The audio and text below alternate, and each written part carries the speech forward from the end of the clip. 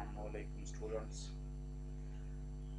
आज हम cast volume profit analysis में प्रॉब्लम नंबर 15 जो कि इस चैप्टर की लास्ट प्रॉब्लम है उसको सॉल्व करने की कोशिश करते हैं और इसके साथ कोई एक आध इलस्ट्रेशन भी करते हैं। प्रॉब्लम नंबर 15 को पढ़ते हैं। पहले the S company provides the following data. कहता है कि एस कंपनी ने मुदर्जा झैल डाटा हमें फराहम किया हुआ है। नॉर्मल कैपेसिटी 2 लाख यूनिट्स, यानी अगर हम नॉर्मली यूनिट्स बनाते रहेंगे तो साल में 2 लाख यूनिट्स बना लेंगे। फिक्स्ड कास्ट 1,20,000 है। वेरिएबल कास्ट 1.35 है और सेल प्राइस 2.25 है। Break even point in rupees, in number of units and in percent of capacity. कहता है कि ब्रेक इवन पॉइंट्स निकाल के देना है रुपीज में, यूनिट्स में और कैपेसिटी की परसेंटेज में। तो यहाँ पे ना मैं ऊपर सबसे पहले हेडिंग लिखता हूँ ब्रेक इवन पॉइंट। ठीक हो गया, ये हमारा रिक्वायरमेंट नंबर 1 है। लें जी, ब्रेक इवन पॉइंट निकालने के लिए मैं ज़रा पहले डाटा दर्ज कर लूँ।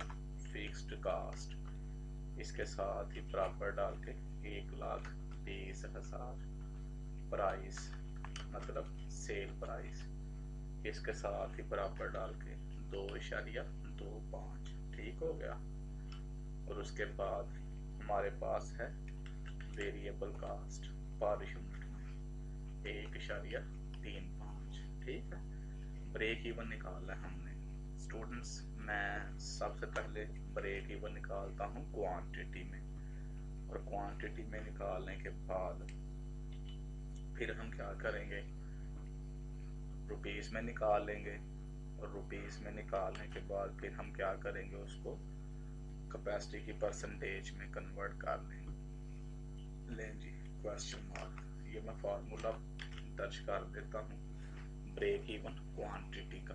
तो ये लें जी, फार्मूला दर्ज करने के बाद इसमें दोबारा वैल्यूज पुट कर देते हैं।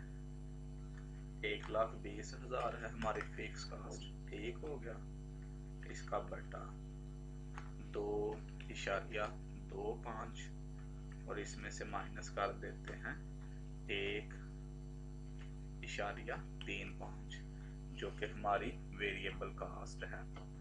इसी को उठा के मैं कॉपी और इसके नीचे ही पेस्ट कर देता हूँ।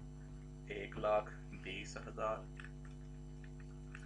2.25 में से माइनस कर देना 1.35 को, तो बाकी हमारे पास आएगा 0.90। अब इसी को मैं दोबारा कॉपी कर देता हूँ, कंट्रोल V। 1,20,000 को ना स्टूडेंट्स 0.9 के साथ तकसीम करके देखते हैं कि ये हमारे पास किसके बराबर आ रहा है। 1,20,000 डिवाइडेड बाई 0.9, तो ये मेरे पास आ रहा है 1,33,333 यूनिट्स। ये हमारे पास आ गया है ब्रेक इवन पॉइंट क्वांटिटी में। अब हमने निकालनी है सेल्स, और सेल भी कौन सी, ब्रेक इवन। तो इसके नीचे भी मैं बेस डाल देता हूँ ब्रेक इवन, और ब्रेक इवन के साथ बराबर डाल के क्वेश्चन मार्क।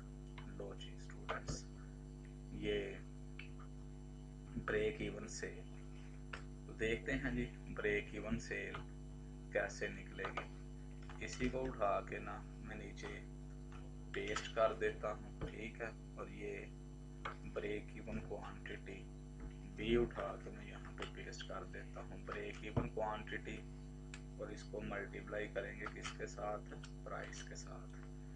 जब हम ब्रेक इवन क्वांटिटी को सेल प्राइस के साथ मल्टीप्लाई कर देंगे तो हमारे पास ब्रेक इवन सेल आ जाएगी। Control V।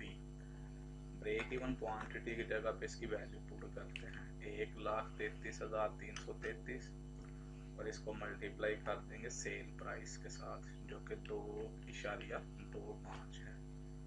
तो देखते हैं जी ब्रेक इवन सेल हमारी किसके बराबर आती है। 1,33,333 को 2.25 के साथ मल्टीप्लाई करें तो ये हमारे पास आएगा ₹3 लाख। इसी के साथ हमारी ब्रेक इवन सेल भी निकल आएगी। परसेंट ऑफ कैपेसिटी, तो यहाँ पे मैं दर्ज करता हूँ परसेंट ऑफ कैपेसिटी कि ये जो हमारा ब्रेक इवन है ना, ये कैपेसिटी का कितने परसेंट है। लो जी, इसको उठा के दोबारा नीचे कॉपी पेस्ट कर देते हैं परसेंट ऑफ कैपेसिटी, और इसको निकालने के लिए ना ब्रेक इवन क्वांटिटी को टोटल नॉर्मल क्वांटिटी के साथ डिवाइड कर देते हैं। लें जी, कंट्रोल सी, यहाँ पे इसको पेस्ट करते हैं और इसका बटा ले लेते हैं नॉर्मल कैपेसिटी बटा नॉर्मल कैपेसिटी। लें जी, फार्मूले में वैल्यूज पुट कर देते हैं। ये लें, इसको उठा के कॉपी और यहाँ पे इसको पेस्ट कर देते हैं कंट्रोल वी, और इसके साथ ही बराबर डाल के 1,33,333 और इसको डिवाइड कर देते हैं 2 लाख के साथ। कंट्रोल वी बराबर डाल के देखते हैं कितना आता है। 1,33,333 यही है ना हमारी break even quantity divided by 2 lakh, ये हमारी नॉर्मल कैपेसिटी है। ज़रब 100, तो ये मेरे पास आ रहा है 66.67%।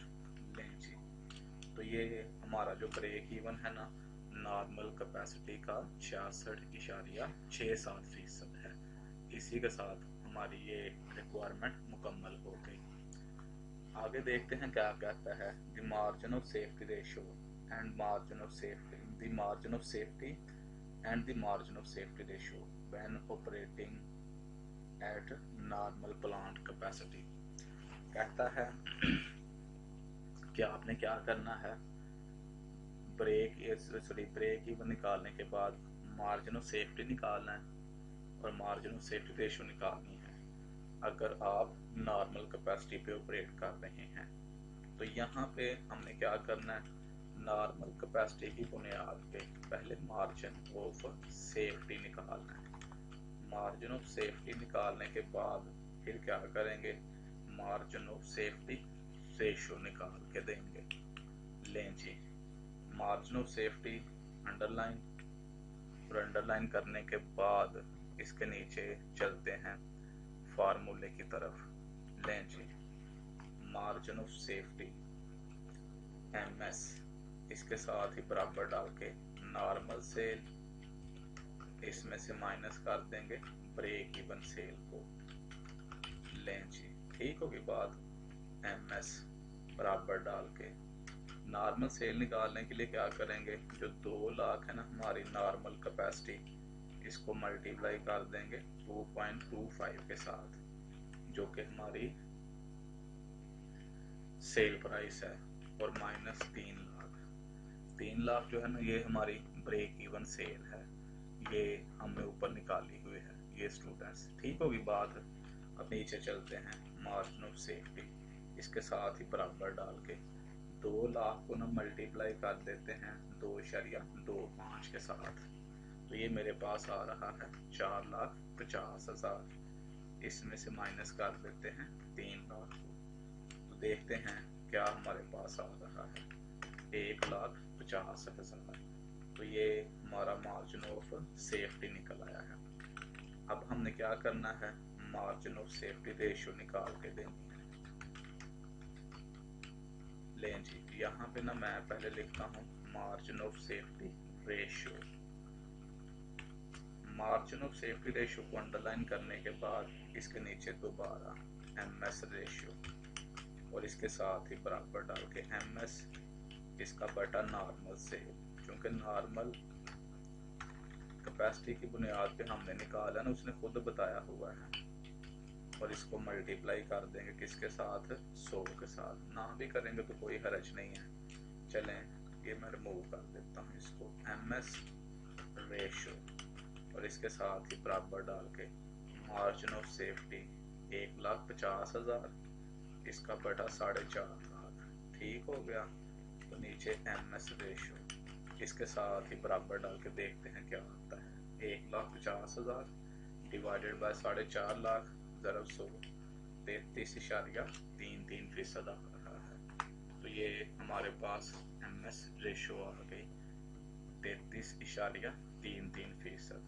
यहाँ तक अगर किसी स्टूडेंट का क्वेश्चन है, बात क्लियर नहीं हो सकी तो क्लियर कर लें। ये हमारे रिक्वायरमेंट नंबर 2 भी मुकम्मल हो गई। रिक्वायरमेंट नंबर 3 की तरफ चलते हैं। The new break even point in rupees if the sale price is reduced to ₹2 and other data remain the same. कहता है कि फर्ज ये कर लें कि आपकी सेल प्राइस जो है ना वो ₹2 पे आ गई है, तो आपने क्या करना है, न्यू ब्रेक इवन पॉइंट निकाल के देना है। पहले हमारी जो सेल प्राइस है ना वो ₹2.25 थी, अब कहता है नहीं कम हो गई है, तो आप क्या करें, न्यू ब्रेक इवन पॉइंट निकाल के दें। ये हमारी रिक्वायरमेंट नंबर 3 है। इसको मैं पहले ज़रा अंडरलाइन कर लूँ। ये लें जी अंडरलाइन, और अंडरलाइन करने के बाद अब देखते हैं जी क्या करना है इसका। चलें ऊपर से ना फार्मूला कॉपी कर लेते हैं।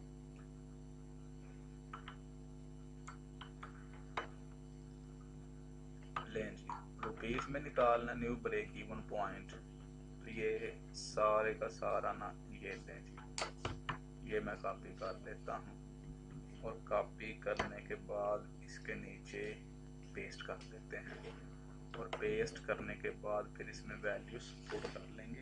ये लें जी कंट्रोल V, ठीक हो गया। सिर्फ सेल प्राइस स्टूडेंट्स रिड्यूस हुई है, बाकी सारी की सारी चीज़ें सेम ही हैं।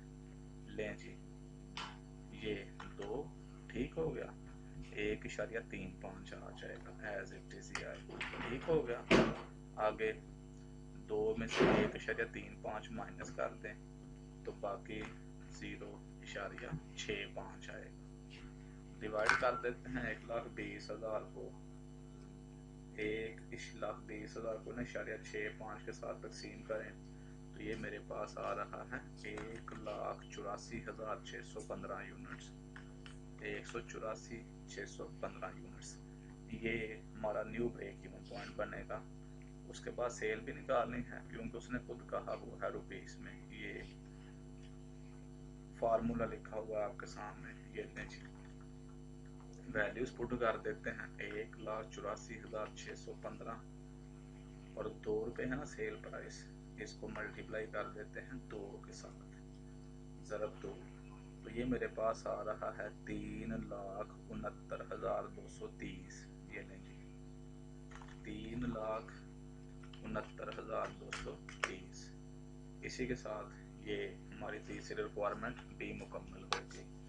आगे आप देखते हैं क्या कहता है। Volume in rupees required to yield a profit of ₹30,000। कहता है कि आप ये बताएं कि हमें कितनी सेल करनी पड़ेगी। वॉल्यूम इन रुपीस का मतलब है सेल, और सेल हमेशा रुपयों में होती है। यूनिट्स में अगर उसने डिमांड करनी होती है ना, यहाँ पे उसने मेंशन करना था इन यूनिट्स, लेकिन कह रहे हैं इन रुपीस, तो इसका मतलब ये है सेल की तरफ इशारा कर रहा है। To yield a profit of ₹30,000, अगर हम कितना नफ़ा कमाना चाहते हैं 30,000। If the calculation is based on the data of 1, अगर कैलकुलेशन की बुनियाद 1 नंबर डाटा पे है। 1 नंबर डाटा से मुराद ये है कि अगर आपकी सेल प्राइस जो है ना वो 2.25 है, बाकी फिगर वही है। बी द डाटा ऑफ 3, अगर 3 नंबर डाटा पे है, मतलब तीसरी रिक्वायरमेंट पे है। तीसरी रिक्वायरमेंट में उसने क्या कहा हुआ है कि सेल प्राइस ₹2 है। इनफैक्ट वो आपसे ये कहना चाहता है कि अगर आपकी सेल प्राइस जो है ना वो ₹2.25 है और आप नफ़ा कमाना चाहते हैं 30,000, सेल निकाल के दें। और अगर आपकी सेल प्राइस जो है ना वो ₹2 है और आप नफ़ा कमाना चाहते हैं कितना 30,000, तो आप क्या करें, अपनी सेल निकाल के दें। तो यहाँ पे ना नंबर 4 डाल के, ठीक होगी बात। मैं पहले दर्ज करता हूँ रिक्वायरमेंट नंबर 4 को। टारगेट सेल निकालनी है दोनों केसेस में। लें जी टारगेट सेल निकालने के लिए ना मैं सबसे पहले CM रेशो निकाल देता हूँ। ठीक होगी बात, इसके साथ ही बराबर डाल के। यहाँ पे दूसरा तरीका भी इस्तेमाल किया जा सकता है कि आप CM रेशो ना निकालें बल्कि पहले टारगेट क्वांटिटी निकाल लें जी। टारगेट सेल अंडरलाइन और अंडरलाइन करने के बाद इसके नीचे क्वांटिटी और क्वांटिटी की बेस लगा देते हैं T। लें जी टारगेट क्वांटिटी, ठीक हो गया, और इसके साथ ही बराबर डाल के क्वेश्चन मार्क। लें जी टारगेट क्वांटिटी निकालने के लिए ना ऊपर से मैं फार्मूला जो है ना वो कॉपी कर लेता हूँ। ये लें कॉपी,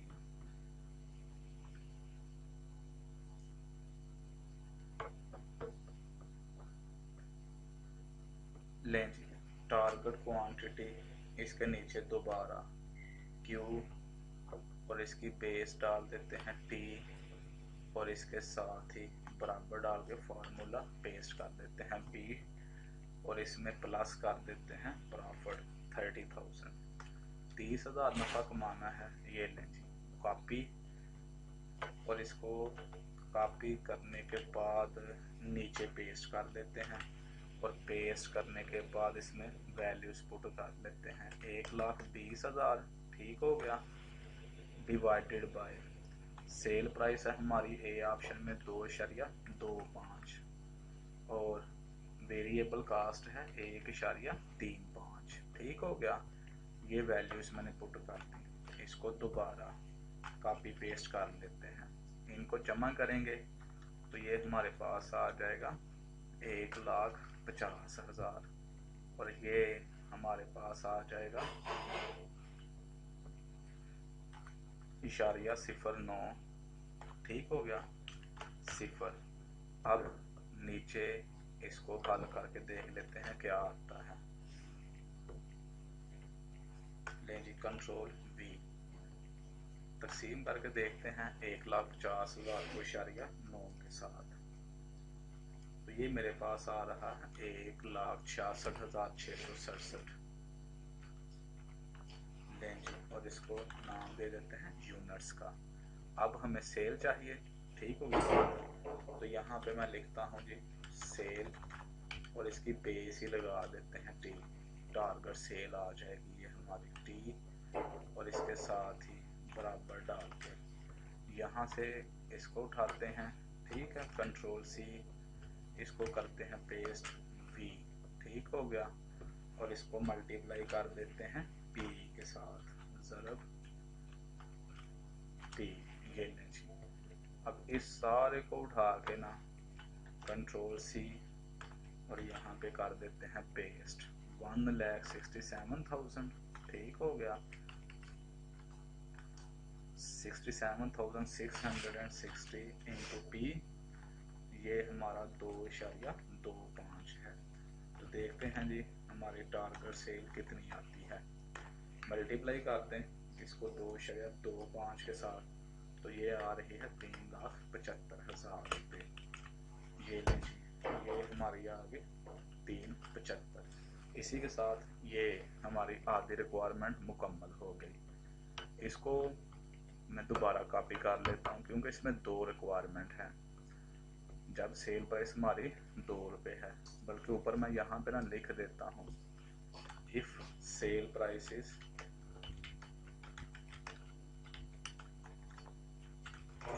रुपीज 2.25, ठीक हो गया। इस सारे को अपना उठा के ना कंट्रोल C और नीचे पेस्ट कर देता हूँ, सिर्फ सेल प्राइस हमें चेंज करनी पड़ेगी और उस हिसाब से वैल्यूज भी चेंज कर लेते हैं। इफ सेल प्राइस इज ₹2, यहाँ पे ₹2 है, लेंगे, ठीक होगी बात।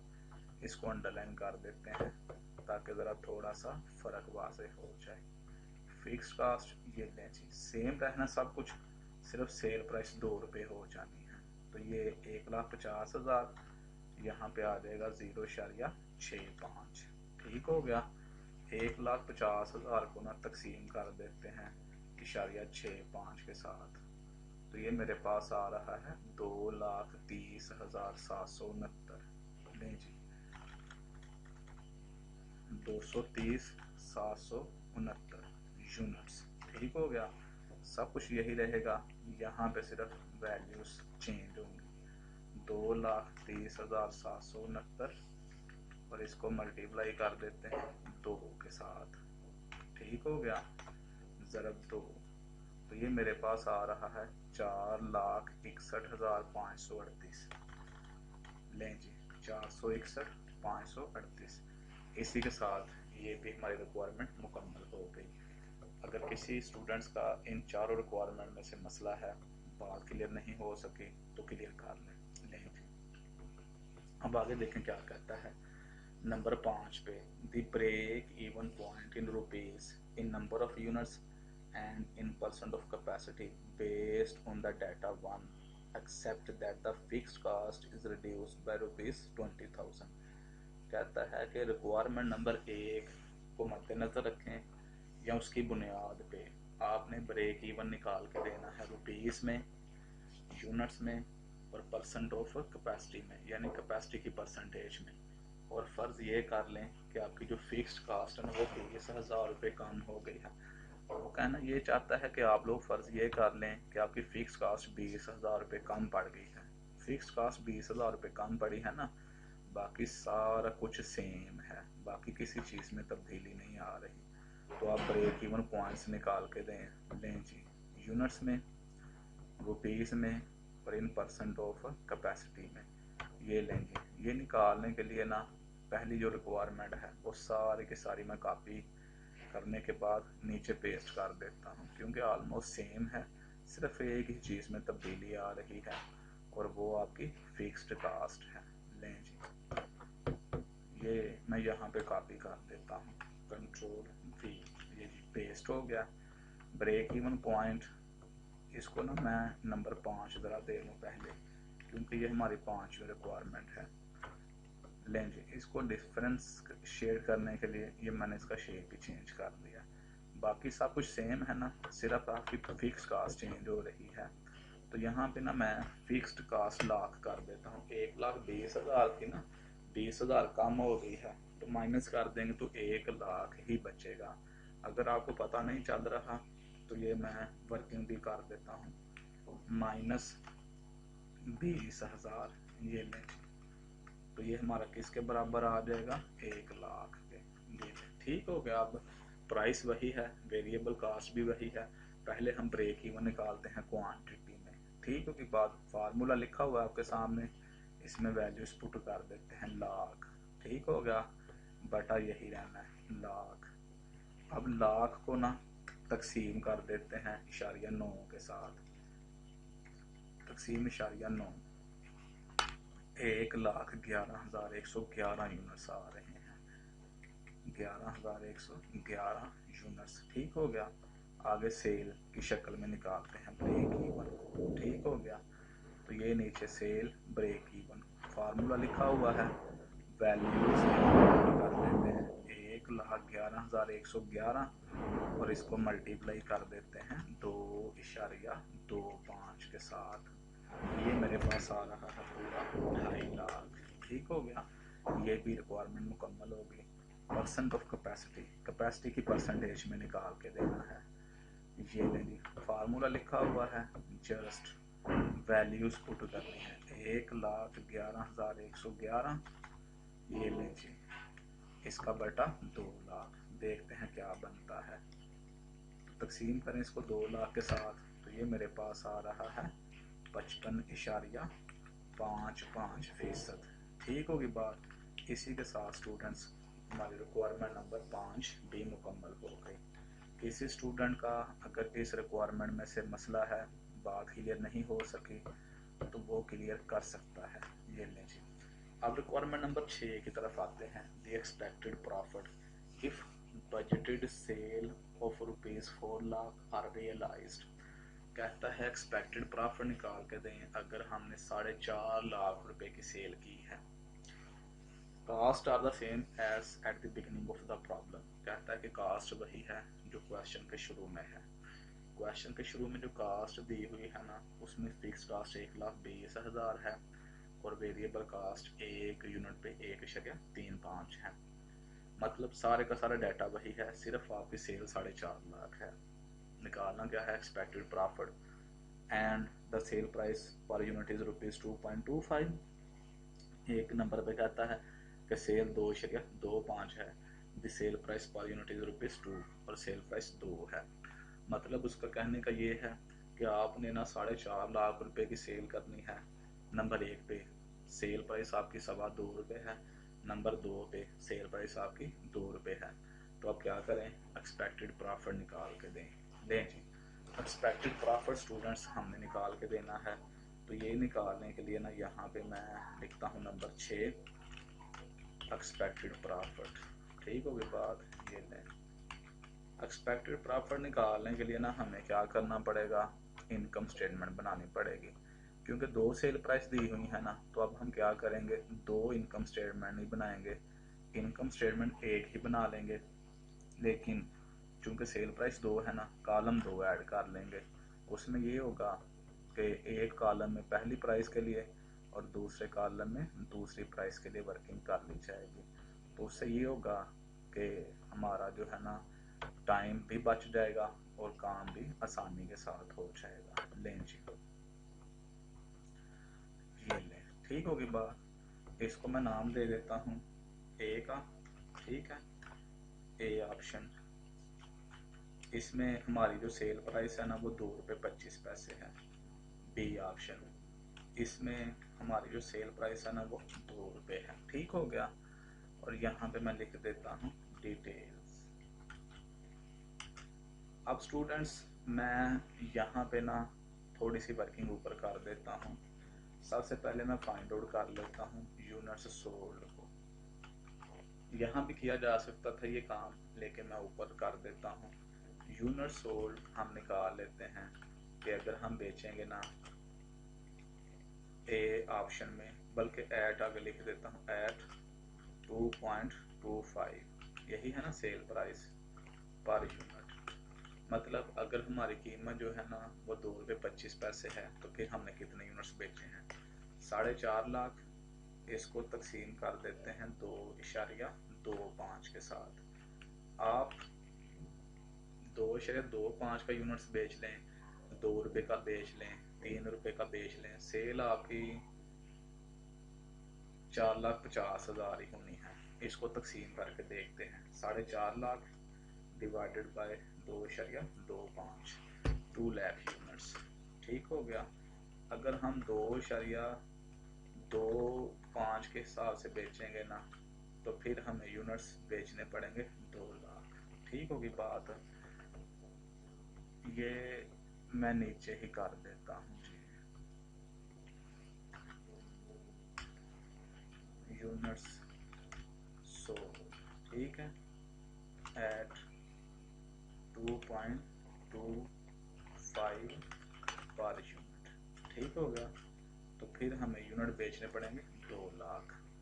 ये सारे का सारा सिस्टम जो है ना दोबारा मैं उठा के ना यहाँ से इसके नीचे कॉपी कर देता हूँ, क्योंकि हमने दूसरी दफ़ा भी यूनिट्स निकालने हैं।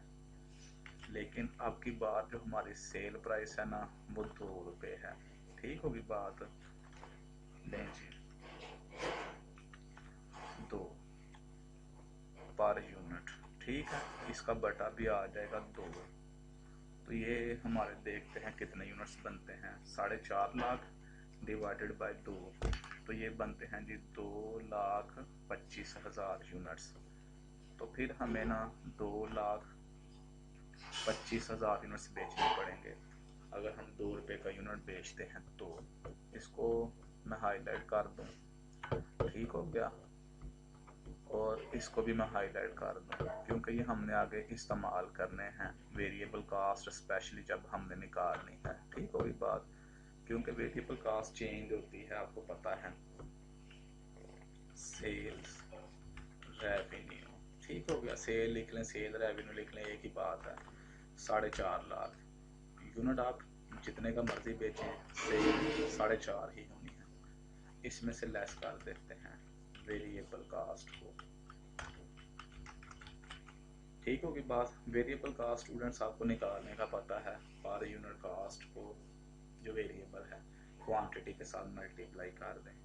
पहली ऑप्शन में 2 लाख यूनिट्स आपने बेचने हैं ना, 1.35 के साथ मल्टीप्लाई करें तो ये बनती है 2,70,000।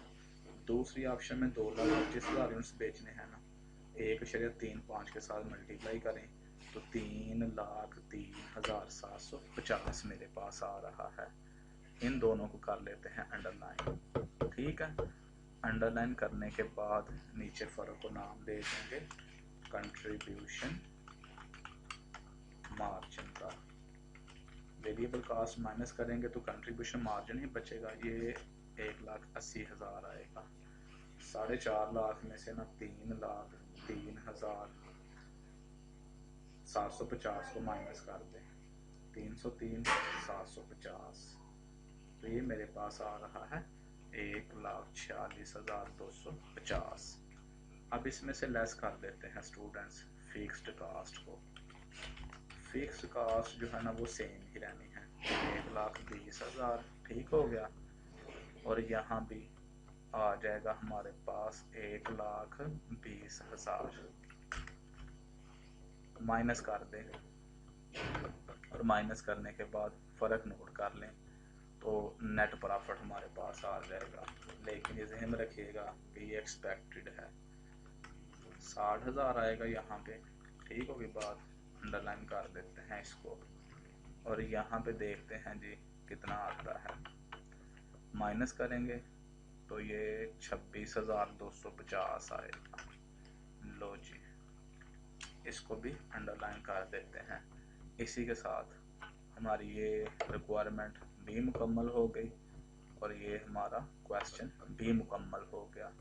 किसी पॉइंट में से अगर किसी स्टूडेंट का मसला है, बात क्लियर नहीं हो सकी, तो वो क्लियर कर लें। लें जी, ये स्टूडेंट्स हमारी प्रॉब्लम्स जो है ना ये हो गई हैं कंप्लीट। अब हम आते हैं इलस्ट्रेशन की तरफ। इलस्ट्रेशन नंबर मैं आपको करवाता हूँ अभी 41। ये जो 41 नंबर इलस्ट्रेशन है इंतहाई इम्पोर्टेंट है। ये करवा के तो फिर कल का एक और लेक्चर लगाएंगे इसके ऊपर, जिसमें हम मेरा ख्याल है 38 नंबर प्रॉब्लम्स रहती है, इलस्ट्रेशन रहती है करने के लिए, ये करेंगे। और साथ जो प्रोडक्ट मिक्स है ना उसका जो क्या उसको कहते हैं ब्रेक इवन कैसे निकालना है वो सीखेंगे। तो प्रॉब्लम नंबर 41 ये कई मरतबा आ चुकी है पेपर्स में, इलस्ट्रेशन नंबर 41 जो है। तो इसको मैं पहले पढ़ता हूँ और पढ़ने के बाद फिर इसको सॉल्व करता हूँ। ठीक है जी, मैं पहले ना इसका नंबर दे दूँ, इलस्ट्रेशन नंबर 5.44। ये लें जी, ये हमारी इलस्ट्रेशन है, इंतहाई टेक्निकल इलस्ट्रेशन है, तो इस वजह से आपने इसको ध्यान से समझ लेना है। कहता है during the last month the H company had a sale of ₹2,20,000। H company की जो सेल है ना वो 2,20,000 रुपये की थी। ये किस महीने की बात कर रहा है? पिछले महीने की। पिछले महीने 2,20,000 रुपये सेल थी, याद रखिएगा। कंट्रीब्यूशन मार्जिन रेशो ऑफ 40% और सीएम रेशो 40% था। सीएम रेशो 40% था ना, तो बाकी 60% फिर क्या था? वेरिएबल कास्ट था, या वेरिएबल कास्ट रेशो कह लें। मतलब 100 रुपये में 40 रुपये तो आपके हो गए ना कंट्रीब्यूशन मार्जिन के, तो बाकी 60 रुपये ही बचते हैं, तो वो फिर यकीनी बात है वेरिएबल कास्ट के होंगे। MS ratio 30%। एमएस रेशो अगर 30% है तो स्टूडेंट्स यकीनी बात है कि आपका जो ब्रेक इवन है वो 70% पे था। ठीक होगी बात। तो ब्रेक इवन 70% है। During the current month a decrease in sale price and a decrease in fixed cost have resulted in a contribution margin ratio 36% and margin of safety ratio 24%। कहता है मौजूदा महीने में इस महीने की बात कर रहा है। पहले जो बात उसने की थी ना वो पिछले महीने की थी, लेकिन अब इस महीने की बात कर रहा है कि हमारी जो सेल प्राइस है वो कम हुई है और फिक्स्ड कास्ट कम हुई है। खुद स्टूडेंट को बता रहा है सेल प्राइस कम हुई है, फिक्स्ड कास्ट कम हुई है, तो इसका मतलब ये हुआ कि आपकी वेरिएबल कास्ट पे किसी किस्म का कोई असर नहीं पड़ा। जो कमी बेशी हुई है वो आपकी सेल प्राइस में और फिक्स्ड कास्ट में हुई है। फिर मैं दोहरा देता हूँ, वो खुद बता रहा है कि decrease in sale price and a decrease in fixed cost. कहता है सेल प्राइस कम हुई है और फिक्स्ड कास्ट कम हुई है, जिसका नतीजा क्या निकला है, contribution margin ratio 36% and margin of safety ratio 24%। Contribution margin ratio जो है ना वो स्टूडेंट 36% पे आ गई है और मार्जिन ऑफ सेफ्टी रेशो जो है ना वो 24% पे आ गई है। मतलब सेल प्राइस कम हुई है तो डेफिनेटली सेल कम हुई होगी, फिक्स कास्ट भी कम हुई है तो भी सेल कम हुई है। तो इन दोनों का नतीजा क्या निकला है कि आपकी जो कंट्रीब्यूशन मार्जिन रेशो है वो 36% आ गया, पहले 40% थी।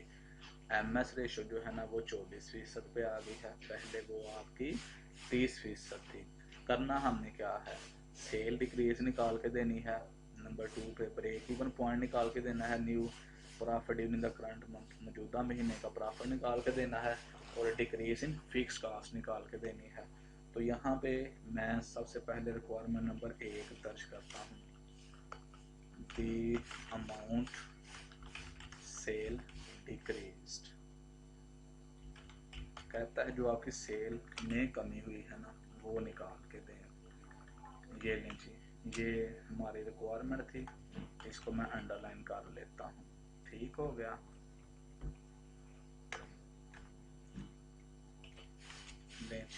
ये हमारी रिक्वायरमेंट अंडरलाइन करने के बाद स्टूडेंट्स मैं ज़रा पहले आपको बता दूं, उसने खुद बताया हुआ है तो ये हमारे पिछले महीने के फिगर्स थे। इस महीने में वो कह रहा है कि हमारी जो सेल प्राइस है वो कम हो रही है और फिक्स्ड कास्ट कम हो रही है, जो कि उसने रिक्वायरमेंट में भी डिमांड की है।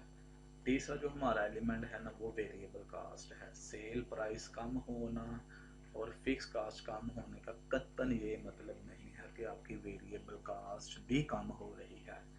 वेरिएबल कास्ट हमारी वही है जो पिछले महीने लगी थी।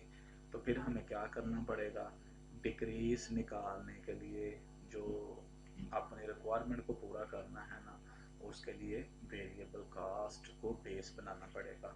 तो वेरिएबल कास्ट को बेस बनाने से पहले मैं यहाँ पे लिख लूँ कि सेल में डिक्रीज कैसे निकालना है। यहाँ पे मैं दर्ज करता हूँ डिक्रीज इन सेल। तो डिक्रीज इन सेल निकालने के लिए करंट मंथ सेल और इसमें से माइनस कर देंगे लास्ट मंथ सेल। ठीक है जी, जो मौजूदा मंथ की सेल है स्टूडेंट्स, इसमें से हम क्या करेंगे, लास्ट मंथ की सेल, या बल्कि बेहतर यही रहेगा कि जो लास्ट मंथ की सेल है ना उसमें से मौजूदा मंथ की सेल माइनस कर देते हैं, कंट्रोल P लेंगे। जब हम लास्ट मंथ की सेल में से मौजूदा मंथ की सेल माइनस कर देंगे ना हमारे पास डिक्रीज आ जाएगा। इसको उठा के मैं दोबारा कॉपी पेस्ट कर देता हूँ और कॉपी पेस्ट करने के बाद इसमें वैल्यूज पुट करना शुरू करता हूँ। लास्ट मंथ सेल ये स्टूडेंट्स हमारे पास 2,20,000 रुपये है। ठीक हो गया, माइनस करंट मंथ सेल ये हमारे पास नहीं है। तो सेल निकालने के लिए मुझे वर्किंग का सहारा लेना पड़ेगा, और वर्किंग में सबसे पहले मैं ऊपर हेडिंग लिखता हूँ करंट मंथ सेल। ठीक है जी, ये हमारी मेन वर्किंग है और ये मैं वर्किंग बताता चलूँ इतनी इम्पोर्टेंट है कि इसके बगैर हमारा गुजारा बिल्कुल नहीं है। करंट मंथ सेल ये निकालने के लिए ना मैं सबसे पहले चलता हूँ लास्ट मंथ की तरफ। ठीक होगी बात, लास्ट मंथ में चूँकि फिगर हमारे पास मौजूद है ना तो उन फिगर्स को इस्तेमाल करना पड़ेगा। इसको मैं ज़रा स्टूडेंट्स पहले ना सेंट्रलाइज कर लूँ, चूँकि हेडिंग है तो सेंट्रलाइज्ड कर लेते हैं ताकि चीज़ वाज़ेह हो जाए। ठीक हो गया। लो जी, अंडरलाइन करने के बाद इसके नीचे अब स्टूडेंट्स ने ये बताया हुआ है कि मौजूदा मंथ में सेल प्राइस कम हो रही है और फिक्स्ड कास्ट कम हो रही है। तो इसका मतलब ये हुआ कि वेरिएबल कास्ट सेम है। तो मैं पिछले महीने की ना सबसे पहले वेरिएबल कास्ट फाइंड कर लेता हूँ। पिछले महीने की वेरिएबल कास्ट क्यों फाइंड की जा रही है? क्योंकि पिछले महीने जो वेरिएबल कास्ट थी इस महीने भी वही है, इसमें 1 रुपये की भी तब्दीली नहीं आ रही। तो इस वजह से इसको बेस बना रहे हैं। तो वेरिएबल कास्ट निकालने के लिए ना स्टूडेंट्स कंट्रीब्यूशन मार्जिन को मैं इस्तेमाल करता हूँ। क्या फार्मूला हम लिखते थे? सेल, और इसमें से माइनस करते थे वेरिएबल कास्ट को। ये लें जी, कंट्रीब्यूशन मार्जिन 2,20,000 के स्टूडेंट्स हमारी सेल है ना, इसको CM रेशो के साथ मल्टीप्लाई कर देते हैं जो कि हमारी 40% है। इसके साथ ही बराबर डाल के 2,20,000 इसमें से माइनस कर देंगे वेरिएबल कास्ट को। 88,000 आएगा ये मल्टीप्लाई होके 2,20,000 और minus variable cost. Variable cost student इस साइड पे आके प्लस हो जाएगी। 2,20,000 एज इट इज रहेगा, इसमें से 88,000 इस साइड पे आके माइनस हो जाएगा। तो वेरिएबल कास्ट देखते हैं हमारी कितनी आई है, 1,32,000। एक दफ़ा मैं फिर कैलकुलेशन करके देख लूँ, यही आती है ना 88,000। लो जी, माइनस करें 2,20,000 में से, तो ये बनती है जी 1,32,000। ऐसे ही फिर मैं उसको भी काउंट करके देख लूँ, ये भी ठीक है जी, बिल्कुल सही वैल्यूज निकल आई हैं। वेरिएबल कास्ट हमारी निकली है 1,32,000। अब हम आते हैं करंट मंथ की तरफ। तो यहाँ पे स्टूडेंट्स मैं हेडिंग देता हूँ करंट मंथ। ये जो वेरिएबल कास्ट 1,32 है ना पिछले साल, यकीनी तौर पे इस साल भी यही है और इसी को मैं बेस के तौर पे इस्तेमाल करता हूँ और फाइंड आउट कर लेता हूँ इस महीने की सेल। लें जी, यही सारे का सारा जो प्रोसेस है ना, इसको ही कॉपी करना है। लेकिन कॉपी करने से पहले मैं यहाँ पे सपोज कर लेता हूँ कि हमारी जो सेल है ना इस महीने की, that is equal to x। ठीक हो गया, क्योंकि अननोन है ना इस वजह से इसको x ही रखना पड़ेगा। ये लें जी, Ctrl+V, ये मैंने स्टूडेंट्स कॉपी पेस्ट कर दी। अब देखें कंट्रीब्यूशन मार्जिन, सेल्स अरब रेशो x है स्टूडेंट्स, हमारी सेल x, और CM रेशो जो है ना ये हमारी 36% है।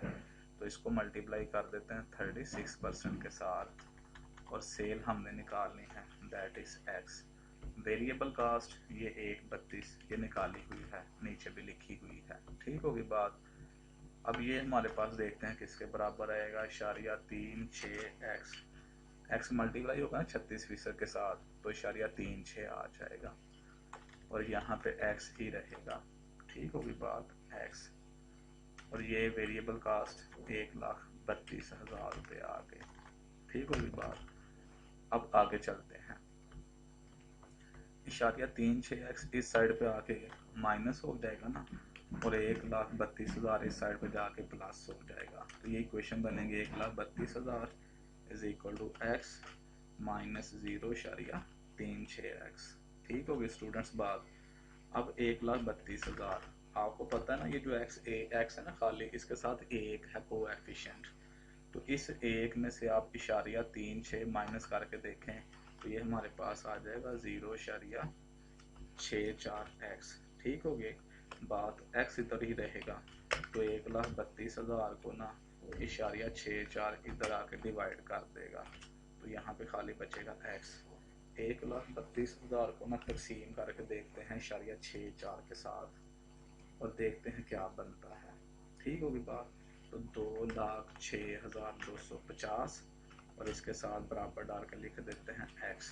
तो ये स्टूडेंट हमारी इस महीने की सेल आ गई है 2,06,250 रुपये। अगर किसी स्टूडेंट का मसला है, बात अगर आपको क्लियर नहीं हो सकी तो फ़ौरन क्लियर कर लें। 206,250 को उठा के ना मैं यहाँ पे पुट कर देता हूँ, 2,06,250 और यहाँ पे डिक्रीज इन सेल। तो डिक्रीज इन सेल स्टूडेंट्स देखते हैं कितना आता है, 2,20,000 में से माइनस कर दें तो 13,750 रुपये आ रहा है। इसका मतलब ये हुआ कि इस महीने जो हमारी सेल है ना 13,750 रुपये कम हो रही है। इसी के साथ ये हमारी रिक्वायरमेंट जो है ना ये मुकम्मल हो गई। किस स्टूडेंट का अगर मसला है, बात अगर आपको क्लियर नहीं हो सकी तो फ़ौरन इसको क्लियर कर लें। ठीक होगी बात स्टूडेंट्स। अब दूसरी रिक्वायरमेंट से क्या कहा है, न्यू ब्रेक इवन पॉइंट निकाल के दें, और ये भी किस में, सेल्स में। तो यहाँ पे ना मैं नंबर 2 डाल के तो रिक्वायरमेंट का पहले नाम लिखता हूँ, न्यू ब्रेक इवन पॉइंट। लें जी, ये हमारी रिक्वायरमेंट है। इस रिक्वायरमेंट को करते हैं अंडरलाइन। ठीक होगी बात। अंडरलाइन करने के बाद इसका शेप भी चेंज कर देते हैं। लो जी, new break even point student निकालने के लिए ना मुझे मार्जिन ऑफ सेफ्टी को इस्तेमाल करना पड़ेगा। मार्जिन ऑफ सेफ्टी हम कैसे निकालते थे, टोटल सेल और इसमें से माइनस कर देते थे ब्रेक इवन सेल को।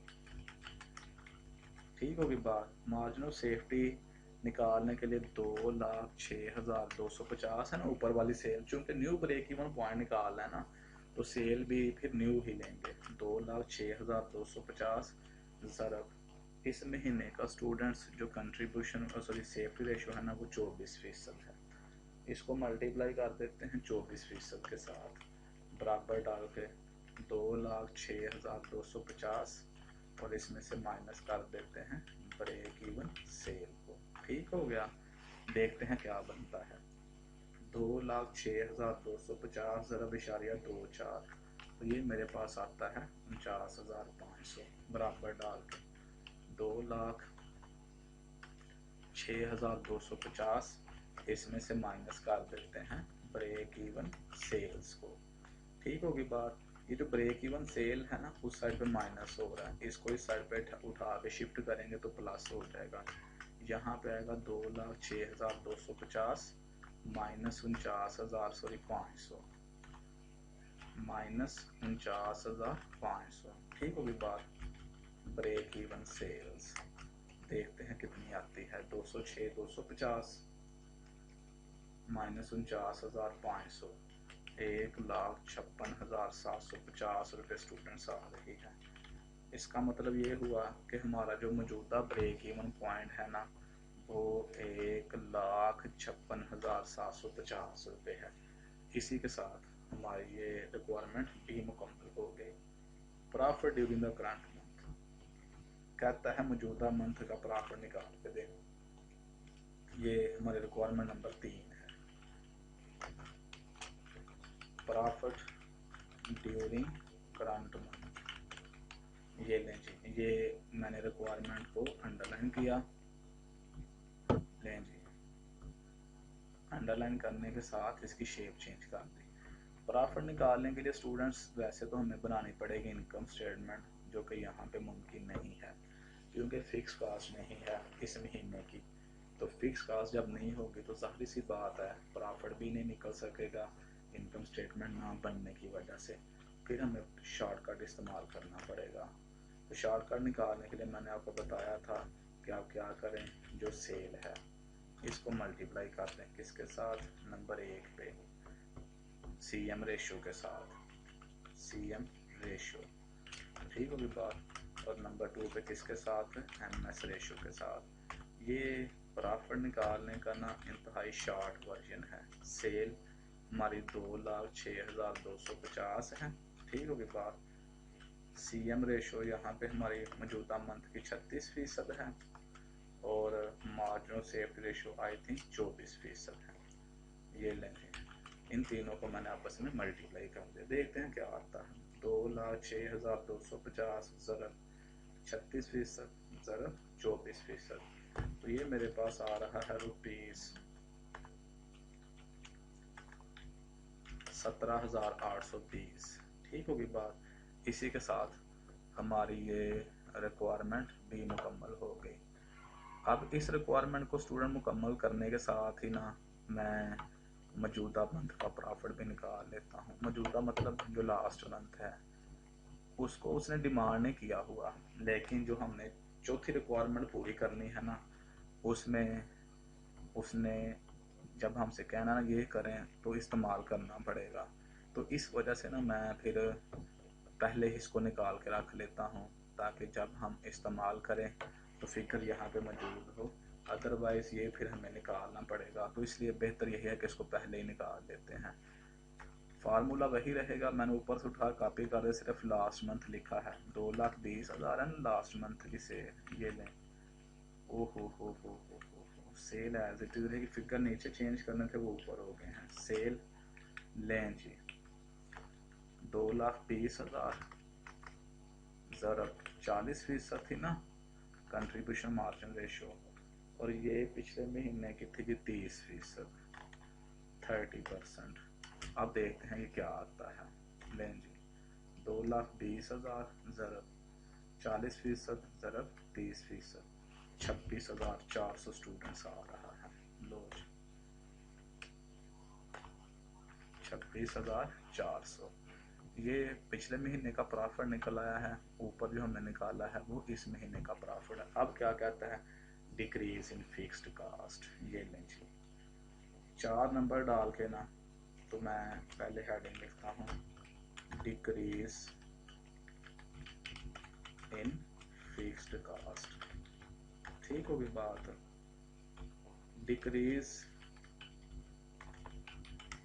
इन FC स्टूडेंट्स निकालने के लिए ना मैं यहाँ पे लिख देता हूँ लास्ट मंथ FC, और इसमें से माइनस कर देते हैं करंट मंथ FC।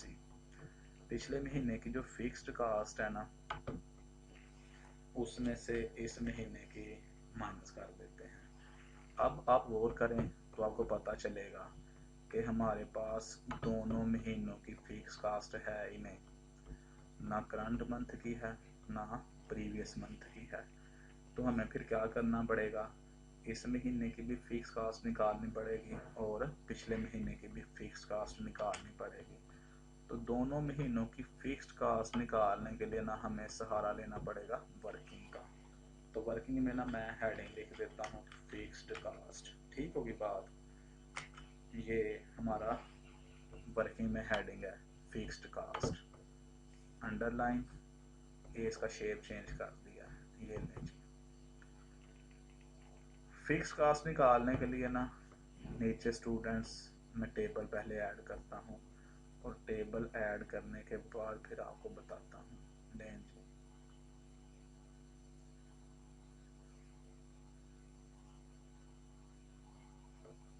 लें, ये 3 कॉलम मैंने बना लिए हैं, एक वर्किंग के लिए और नाम वगैरह जो लिखने हैं, और दूसरा लास्ट मंथ के लिए लास्ट मंथ। ठीक होगी बात। और करंट मंथ, ये कॉलम करंट मंथ के लिए। लास्ट मंथ के कॉलम में लास्ट मंथ की वर्किंग करेंगे और मौजूदा मंथ के कॉलम में मौजूदा मंथ की वर्किंग कर लेंगे। अब करना क्या है, फिक्स का स्टूडेंट निकालने हैं ना, आपको पता होना चाहिए कि जो कंट्रीब्यूशन मार्जिन है ना उसमें 2 चीज़ें होती हैं ख़ास तौर पे, कब, जब नफ़ा होगा। एक प्रॉफिट और दूसरी फिक्स कास्ट। और हमें फिक्स कास्ट ही चाहिए क्योंकि प्रॉफिट हमारे पास मौजूद है। ये स्टूडेंट देखें, ये प्रॉफिट्स हमने निकाले हुए हैं। ये प्रीवियस मंथ का है और ये करंट मंथ का है। जब कंट्रीब्यूशन मार्जिन में से हम मौजूदा मंथ का मौजूदा कंट्रीब्यूशन मार्जिन में से प्रीवियस मंथ का प्रीवियस कंट्रीब्यूशन मार्जिन में से माइनस कर देंगे तो हमारे पास क्या आ जाएंगी, फिक्स कास्ट आ जाएंगी। तो यहाँ पे मैं दर्ज कर देता हूँ कंट्रीब्यूशन मार्जिन लें जी, और इसके साथ ही स्टूडेंट में वर्किंग कर देता हूँ। 2,20,000 थी ना, बल्कि इसी कॉलम में वर्किंग कर देता हूँ। ये देखें ज़रा 2,20,000, इसको मल्टीप्लाई कर देते हैं 0.4 के साथ। ठीक होगी बात। इसके नीचे अब मैं दर्ज कर देता हूँ 88,000। ये लेंगे स्टूडेंट्स 88,000। ये इसलिए मैंने किया है वर्किंग ताकि आपको याद रहे बराबर डाल के। ये लें जी। अगर आप कहते हैं तो मैं इसको उठा के ना इधर ही कॉपी कर देता हूँ x। ठीक हो गया, ताकि परेशानी ना हो आप लोगों को। ये लें जी, ब्रैकेट कंट्रोल V, ब्रैकेट बंद, और इसका मैं शेप भी चेंज कर देता हूँ ताकि आपको याद रहे कि ये लें जी, ये स्टूडेंट वर्किंग। ठीक हो गया, ये ठीक होगी बात। इसके नीचे अब दूसरी वर्किंग, बल्कि इसका ना मैं साइज छोटा करके तो इसको ऊपर ही एडजस्ट कर देता हूँ। ये ले, ठीक होगी बात। ये होगा कि आपको ज़रा याद रहेगा और इशू कोई नहीं है। अब दूसरे की मैं नीचे कर देता हूँ। 2,06,250 है ना सेल दूसरे महीने की हमारी। इसको मल्टीप्लाई कर देते हैं इशारिया 36 के साथ। 0.36 या 36% लिखने एक ही चीज़ है।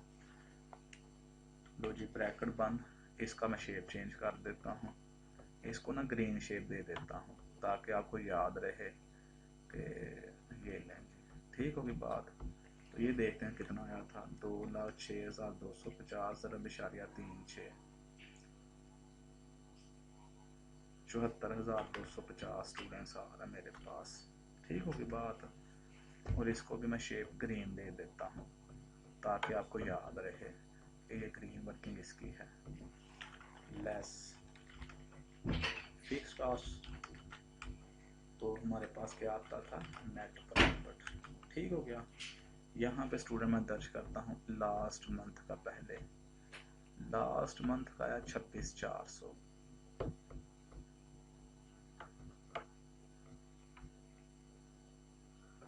यहाँ पे ना 26,400, ठीक है। और यहाँ पे आया आई थिंक 17,820। देख लेते हैं, लेकिन इनको मैं ज़रा अंडरलाइन कर लूँ। ठीक होगी बात। ये लीजिए,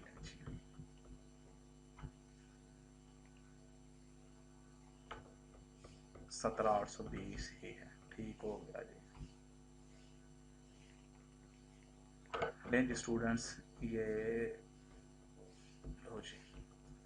अब इनका फ़र्क ले लेते हैं। ये जो कंट्रीब्यूशन मार्जिन है ना, इसका नेट प्रॉफिट के साथ मिसिंग फिगर है ना दरमियान वाला, 88,000 माइनस 26,400, तो ये मेरे पास आ रहा है 61,600। ये लें, ये हमारे पास आ गई प्रीवियस मंथ की फिक्स्ड कास्ट। ये लें जी, इसको बोल्ड अंडरलाइन, ठीक है, और इसको कलर भी डिफरेंट दे देते हैं। ये लें जी, मिसिंग फिगर था, फाइंड आउट कर लिया। अब इनका फ़र्क ले लेते हैं। 74,250 माइनस 17,820, 56,430। ठीक हो गया। ये लें जी, अंडरलाइन, बोल्ड, और इसका भी शेप चेंज। ये हमने वर्किंग के थ्रू दोनों फिगर निकाल लिए। वैल्यूज पुट कर देते हैं ऊपर। डिक्रीज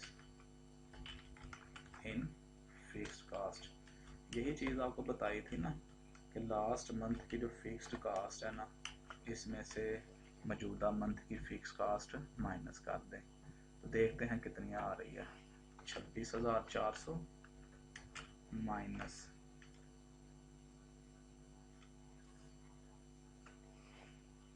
56,430। ये लें, देखते हैं कितना आता है डिक्रीज इन फिक्स्ड कास्ट।